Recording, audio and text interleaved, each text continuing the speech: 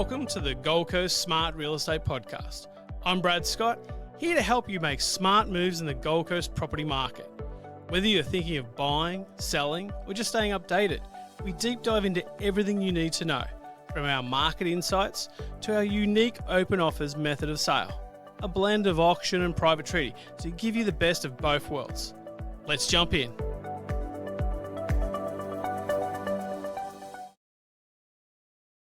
Hello and welcome back to the Smart Real Estate Podcast. Now, for our listeners out there who listen regularly, you'll know that we do this every so often, and it's one thing I really love to do, and that's to go through some recent sales that Brad Scott, who's joining me here in the studio again, has made for his real estate agency, Smart Real Estate. So, Brad, welcome back to the studio. Thanks, Adam.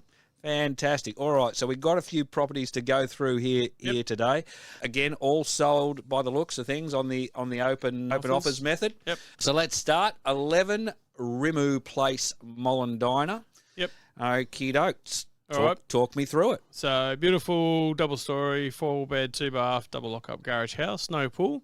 Pretty easy one to appraise, this one. In Crestwood there, near Bunnings. Yep. Looks like a standard sort of Gold Coast type house. Yeah, it's probably about 15-year-old, in good condition.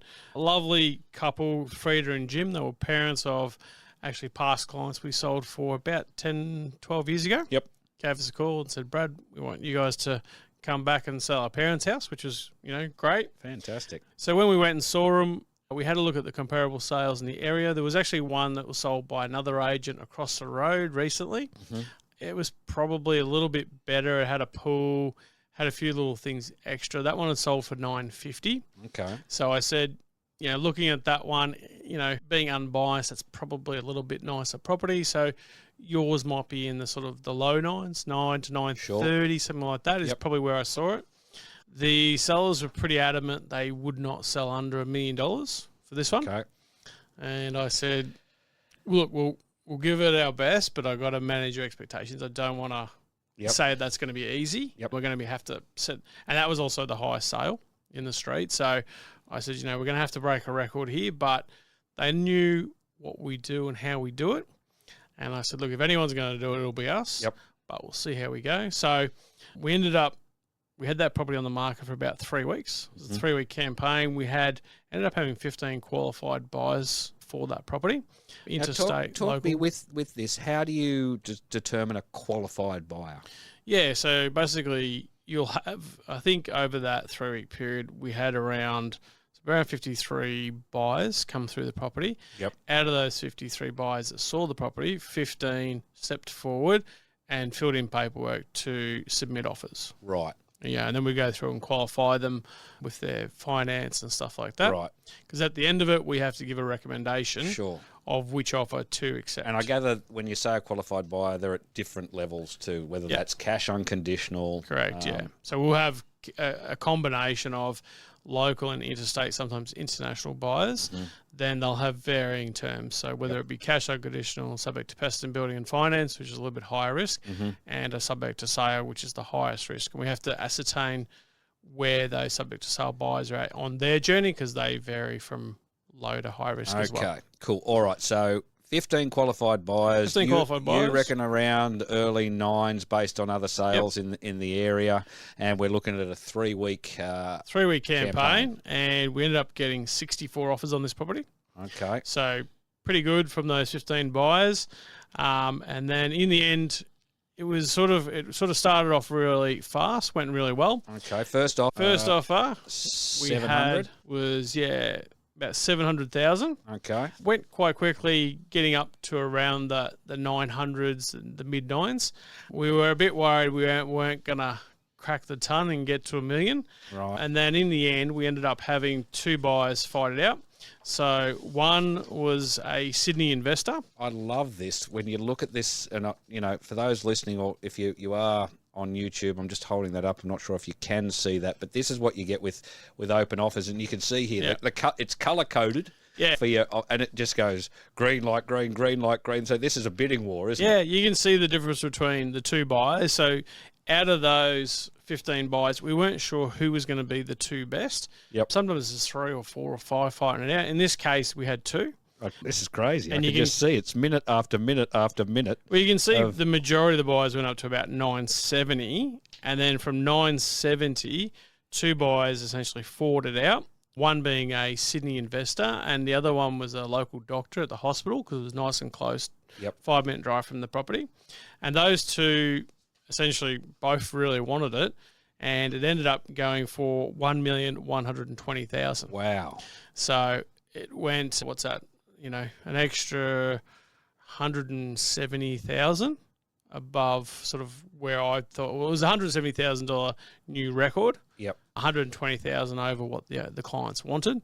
And obviously a new street record, and very great outcome. So I love this. I mean, I'm just looking at little quirks here. That one of the bidders, which isn't the one that got it, finished its bid with 888 on the back of everything. Not round numbers there. So just that'll be Chinese, isn't it? Yeah. Oh, of course. So Chinese buyers they'll go 888, which is it's a lucky number in the Chinese numerology. Wasn't lucky enough on this occasion. No. So you'll find that quite often with the 888s and stuff.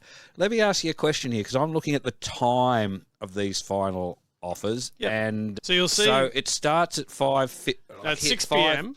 At 6 p.m. is when we start the final offer stage. Now, that's what I want to ask. Yep. How does this work? Because I've seen in other auctions, I was actually involved in an online art auction, and therefore they would add time every time a new bid came in that last 5 minutes or so. That would add 2 minutes to the. Is that how it works here? Yeah. So essentially, it'll start on day one, and technically, they have open negotiation, which is an online auction that sets a reserve price, and whatever the highest price is has to be accepted. Right. So if you've got the subject to sale buyer, you have to accept that offer.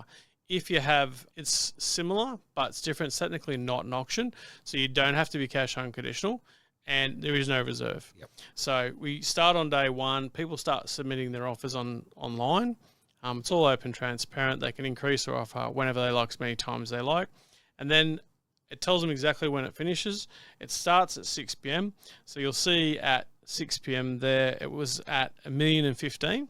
Yep. So we were, basically we hit the target of the million, but from every time there's a new offer, it resets the clock for another minute. So it gives everyone a minute, and then so they've got to be on. You've got 1 minute to increase their offer. So it gives everyone that same equal opportunity. Sure. And everyone, it might be somebody in Sydney. In this case, there was a guy in Sydney on his computer, and there was a guy local doctor on his computer. Yep. And it was sort of like, well, you two sort out amongst yourself. And depending on what their budgets were and their motivations, and, I know the doctor, he really had to have something, close to the hospital. And the investor from Sydney, for whatever reason, had to buy this property. So those two ended up, it started at 6 p.m. We finished at 6:08. So in 8 minutes, the price went from $1,015,000 to $1,120,000. I love this, and I can imagine if you had cameras there on the seller, it'd be like The Block, wouldn't it? It is. Look there.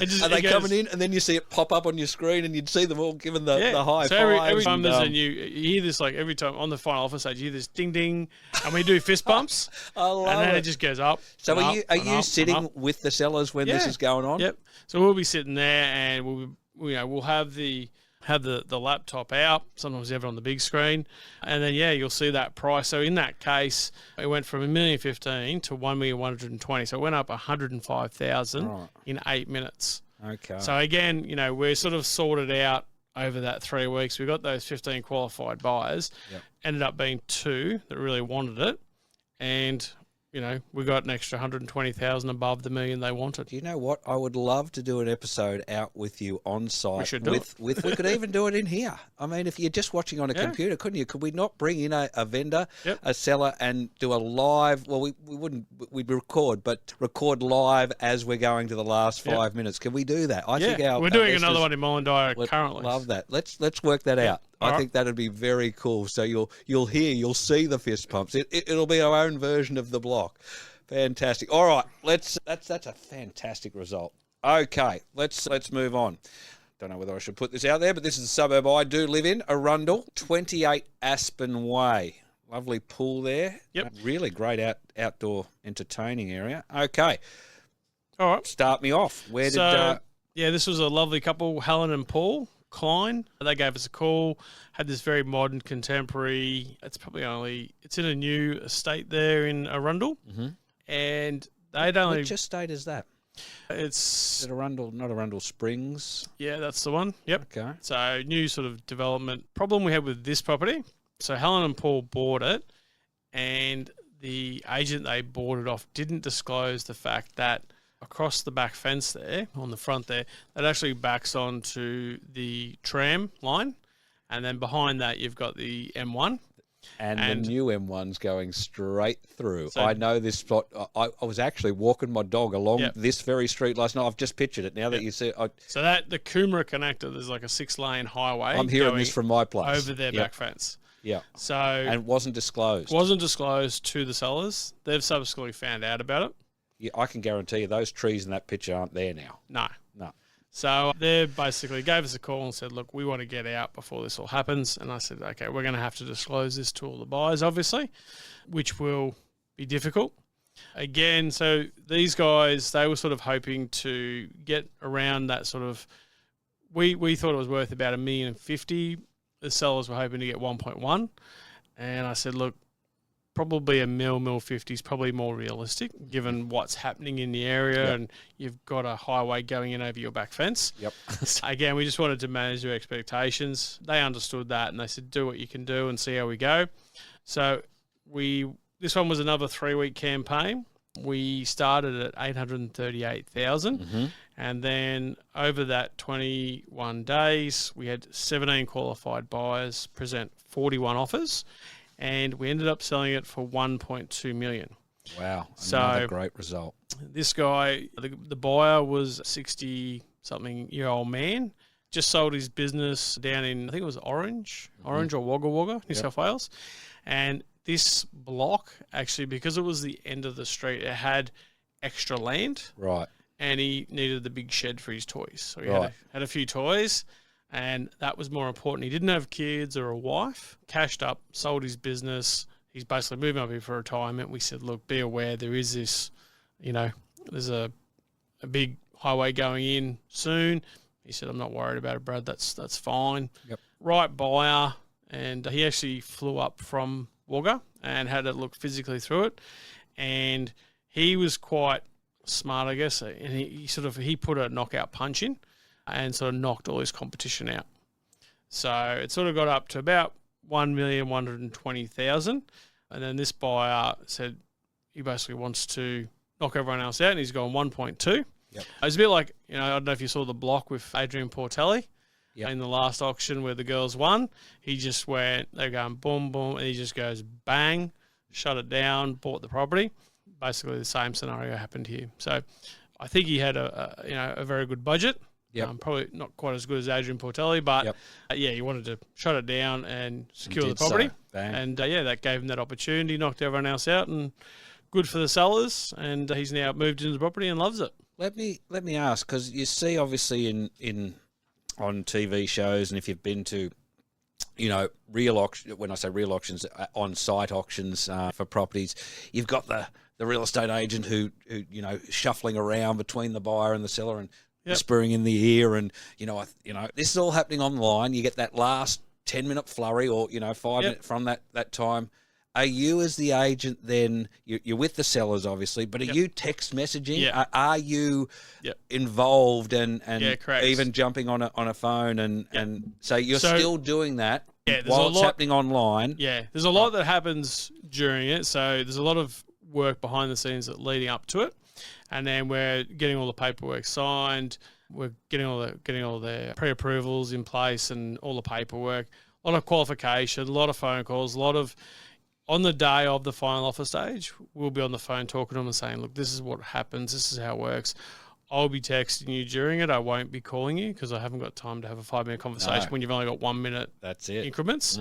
So I'm usually, I'll have those 10 buyers and I'll be sending them quick messages saying, good work, good offer, strong offer, keep going, don't miss out. This is the last minute, last chance. And then sometimes I can even, in certain circumstances, I can hit the pause button. If I need to have a conversation for a few minutes. You can put the thing on hold. Yep, so I can hit pause, and then if there's an issue or something. If there's an issue, sometimes buyers can't log on or they're having issues. Yeah, gotcha. Sometimes they'll be thinking and a minute's not enough time. Usually we'll have these conversations so it all runs smoothly at the end, but in some circumstances I'll hit the pause button. I just love this. Pick up the phone, have a quick call, and just say, hey, blah, blah, blah, and they'll increase their offer, and away we go. And then it all comes to an end. Then we present the top 3 offers to the owner, and the owner chooses whichever offer they like, or they choose to offer. I love this, and I can't wait to do this as an episode, and everyone can see this unfold. All right, let's have a look at another one. All right, Southport this time. Unit 33154 Musgrave Avenue. I know where this is. I drive past this quite a bit. It's just near the Sharks, isn't it? That's right. It's in the Sphere complex. So just a bit further just east. north of the hospital. Yep, east from the Sharks. Griffith University. Yep, that's it. Okie doke. So talk me through it. Yep, so this was a lovely couple, Joe and Julie. They were actually interstate investors. They were from over in Western Australia. Now, this is a really good example because it sort of shows you the power of us and our system and how it makes a difference. So this was a top floor, 3-bedroom apartment. Had this big rooftop terrace, and next door there's the identical like-for-like mirror image. Sure. So the other one recently sold with Ray White. Yep. This one's north, though. This one's facing north. The other one's south, I'm presuming, by the picture that's correct. here. Yep. So the other one sold recently for $750,000 with a different agent. The client called us up and said, Brad, this one just sold for $750,000. We'd like you to sell ours for $750,000.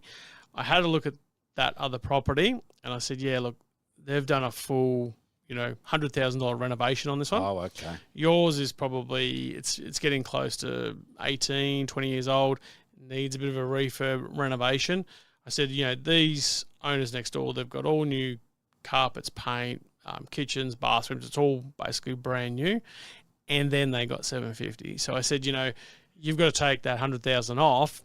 So I said, yours is probably realistically around the $650,000, sort of price point. And I showed them the photos, and they sort of said, oh, okay, I can see that, Brad. I understand what you're saying. He said, look, we appreciate that. If you can get us $680,000, we'd be happy. If you can get a 700, we'd be ecstatic. Yep.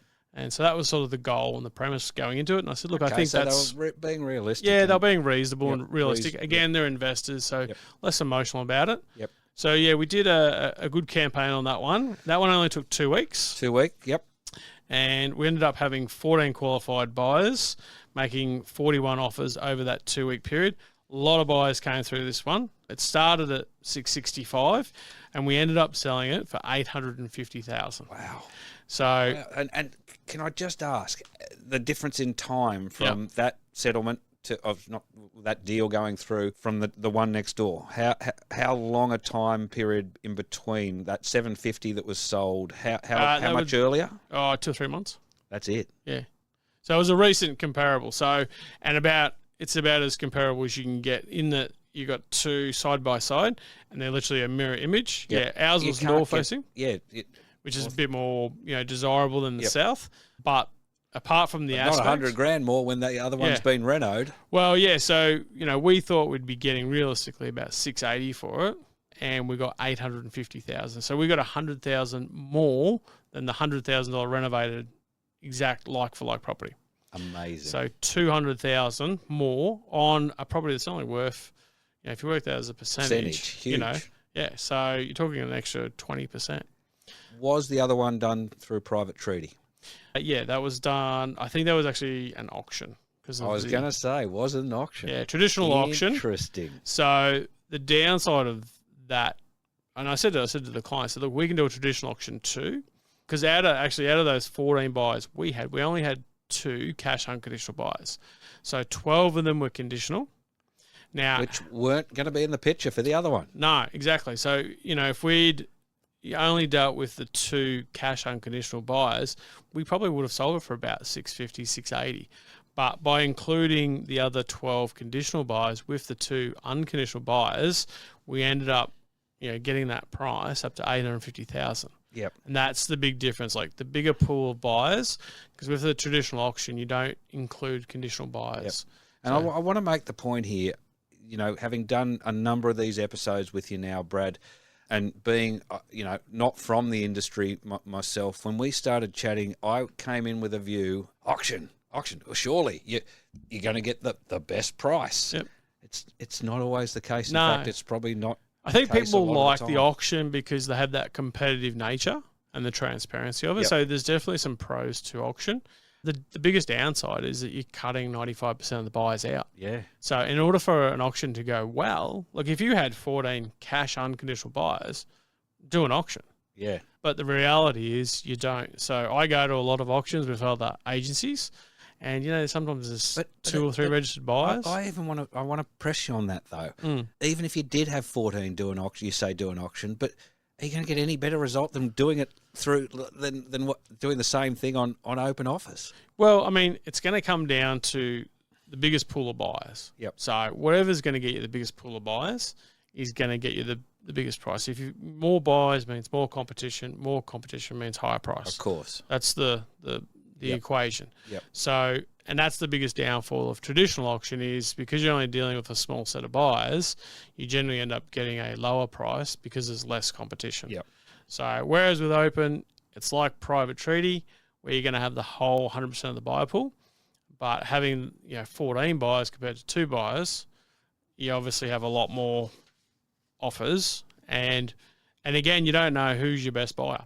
Yep. And then at the end, if that top buyer is, say, subject to sale of property and the second buyer is cash unconditional, Yep. well, the owner can choose the lower cash unconditional offer. Yep. So it's very flexible.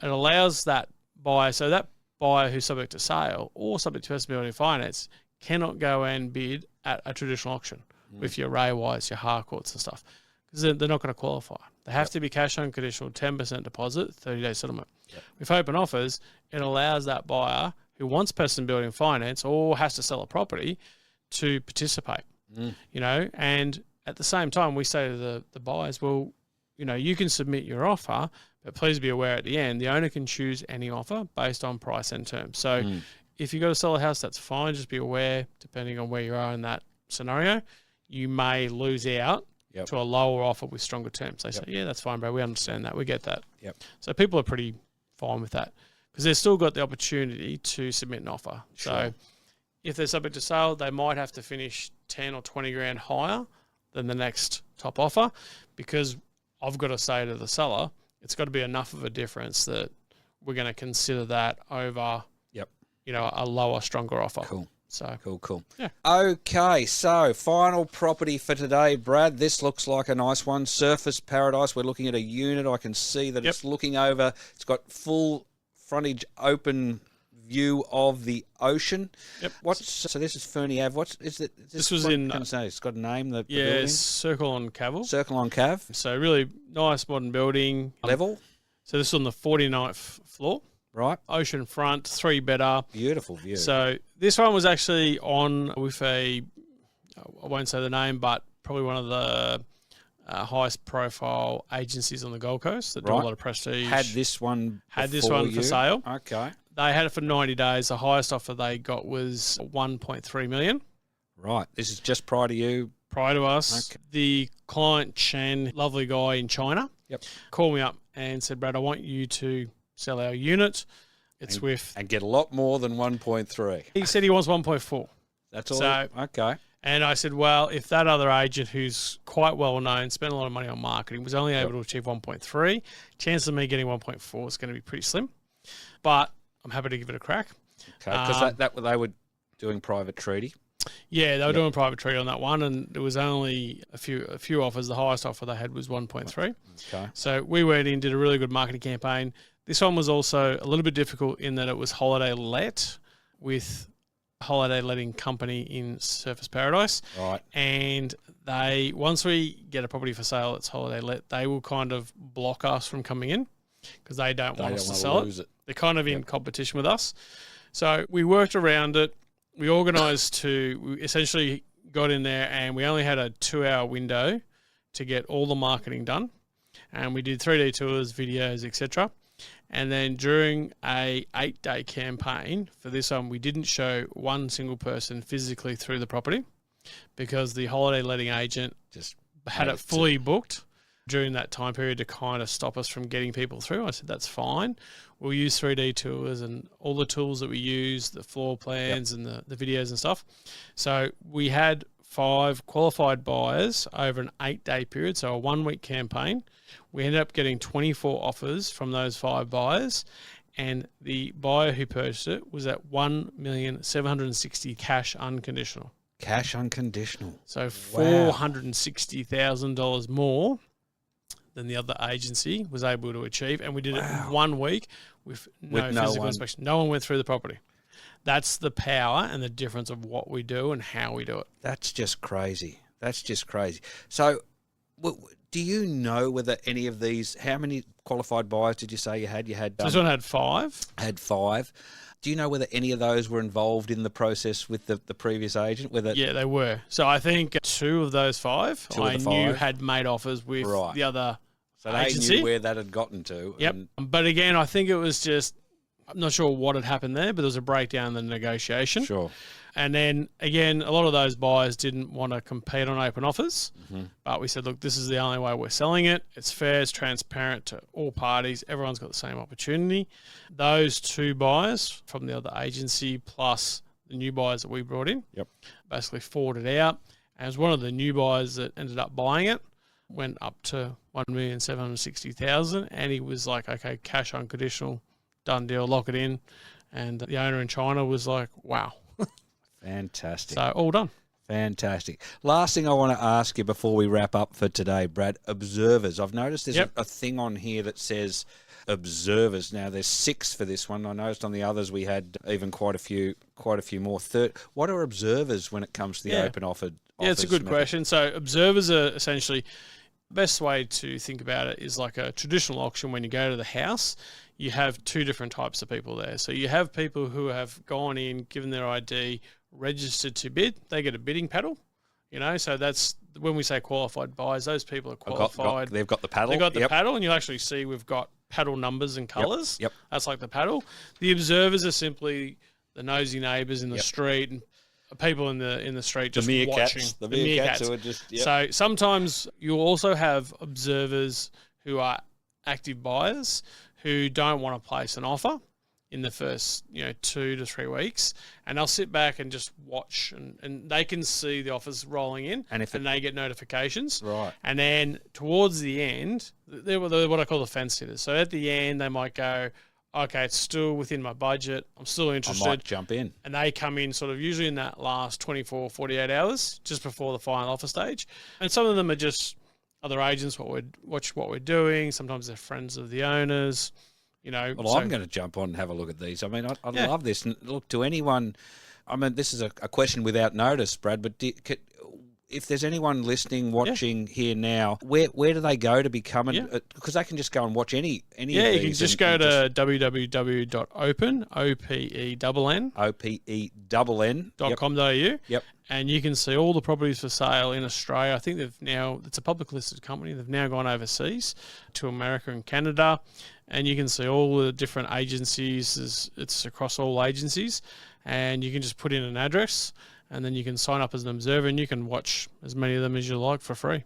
Fantastic. Fantastic. And as we've said earlier in this, we're gonna do an episode. We're gonna do an episode as this happens. We're going to see how it all unfolds from an agent and a seller's perspective in that last 10 minutes. It's going to be great. I really, we'll interview the seller there, and it's going to be a lot of fun. I am so keen. Might have one for next week. Yep. Fantastic.